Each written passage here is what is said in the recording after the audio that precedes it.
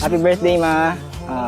I hope ma-enjoy niyo po yung araw na ito, and we are always grateful to have you as our mother. Truly, ay blessed kami na ikaw po yung naging nanay namin. There's nothing here left to break, but the feeling this life could go. Anywhere if you hold on. Sinaselebrate namin hindi lang yung birthday mo, pero yung pag-aalaga mo sa amin, yung laging pagmamahal mo sa amin, laging pag-aalala. Sana lagi mong alagaan yung sarili mo, nandito lang kami lagi. Kung kailangan mo kami, lagi mo lang kami sabihan kung anong gusto mo. Happy birthday. Light of my life, this time this could be love. I know this could be love.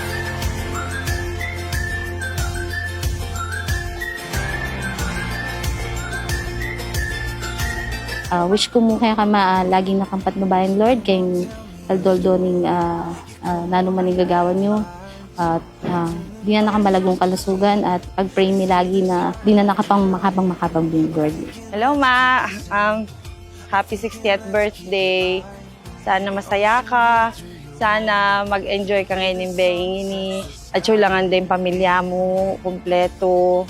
Nawa talaga mag-enjoy ka. Pininiing bengi para kaya ka.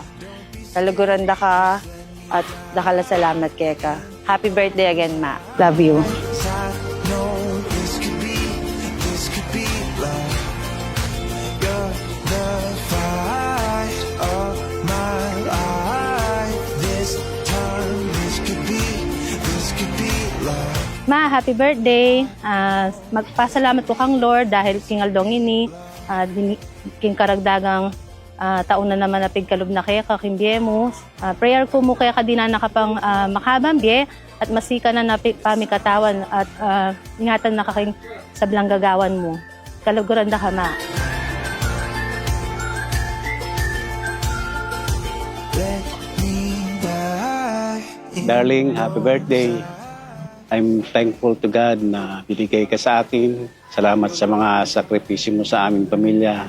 Lalong-lalo na kay Lord na nagkapasalamat ako sa Kanya na ikaw ang binigay sa akin. I love you very much. Happy birthday. These days, I've been thinking about all the ways you have made your mark on the fabric, sewn into the pattern, the color and shape of my life, chasing feelings, running wild for what we believed in, till the night I gave her my kiss, teaching me how to be bolder.